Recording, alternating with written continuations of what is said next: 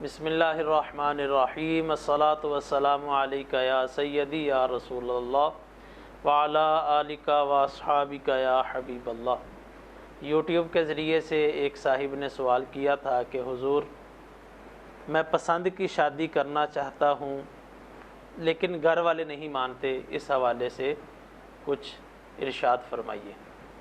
اور نوشہرہ ورقہ سے ایک صاحب نے واٹس ایپ کے ذریعے سے سوال بھیجا تھا، پسند کی شادی کرنا چاہتا ہوں، اس کے لیے کوئی وظیفہ ارشاد فرما دے۔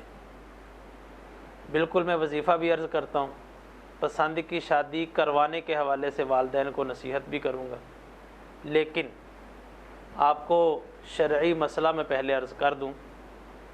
غیر محرم لڑکا اور لڑکی، ان کا آپس میں گفتگو کرنا، کال کے ذریعے بات کرنا، ملاقات کرنا، ڈیٹ پر جانا، یہ سب حرام اور گناہ ہے۔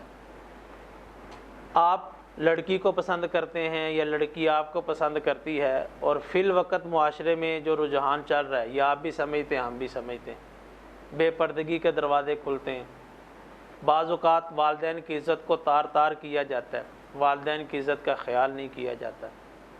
تو اگر آپ لڑکی کو پسند کرتے ہیں یا لڑکی آپ کو پسند کرتی ہے اور نکاح نہیں ہوا، غیر محرم ہیں، گفتگو کرتے رہے ہیں، ملاقات کرتے رہے ہیں، بات چیت کرتے رہے، تو سب سے پہلے توبہ کریں، اللہ کی بارگاہ میں رجوع کریں، اللہ کی بارگاہ کے اندر جھک جائیں، توبہ کریں، جس سے شریعت نے منع کیا ہے۔ ان حدود کو کیوں کراس کرنا، ان حدوں کو آپ کیوں کراس کر رہے ہیں؟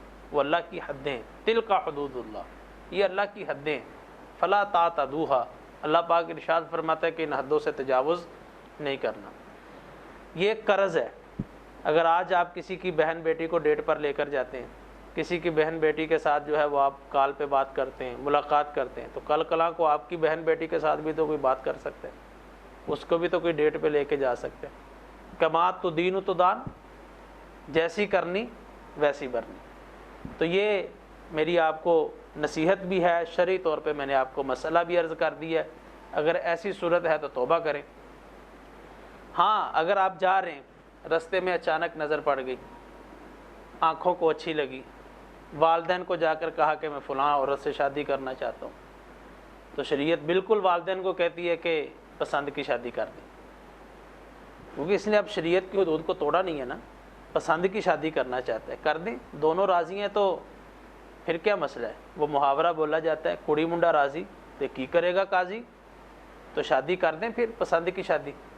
ہمارے معاشرے میں ایک یہ بہت تکلیف دہ معاملہ ہے، کفو بھی مل رہا ہوتا ہے، خاندان بھی ایک جیسا ہوتا ہے، اچھا پھر مال کے اعتبار سے بھی برابر ہوتے ہیں، مساوی ہوتے ہیں، صرف اڑ جاتے ہیں، جی ہماری تو برادری نہیں ہے، ہم تو فلاں جگہ پہ رشتہ نہیں کریں گے۔ تو بھائی کہیں نہ کہیں تو بیٹی کا رشتہ کرنا ہے نا، کہیں نہ کہیں تو بیٹے کا رشتہ کرنا ہے نا۔ مسلمان ہے، کلمہ گو ہے، لا الہ الا اللہ محمد الرسول اللہ صلی اللہ علیہ وسلم کہنے والا ہے، تو آپ کو وہاں پہ شادی کرنے میں کیا مسئلہ ہے بھائی؟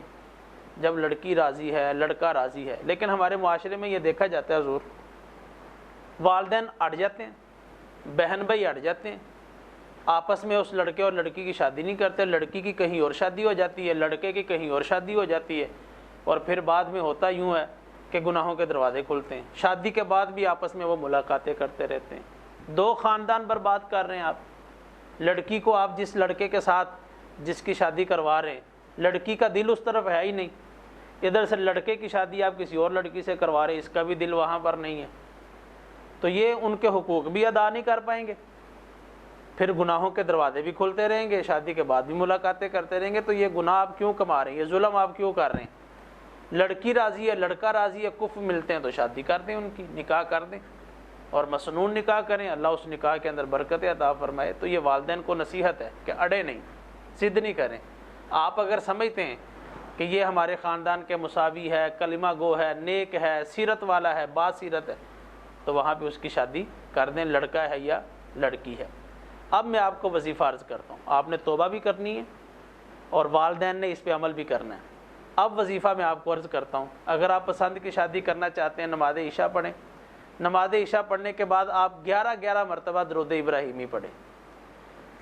11 مرتبہ درود شریف پڑھیں درود ابراہیمی، اور پھر 101 مرتبہ سورہ فاتحہ پڑھیں، الحمدللہ رب العالمین الرحمن الرحیم، یہ آخر ولضالین تک، اور ہر بار آپ نے بسم اللہ الرحمن الرحیم پڑھنی ہے، یعنی 101 مرتبہ سورہ فاتحہ پڑھنی ہے تو 101 مرتبہ ہی آپ نے بسم اللہ شریف پڑھنی ہے۔ 11 مرتبہ درود ابراہیمی پڑھا، 101 مرتبہ سورہ فاتحہ، اور ہر سورہ فاتحہ کے شروع میں بسم اللہ الرحمن الرحیم پڑھا۔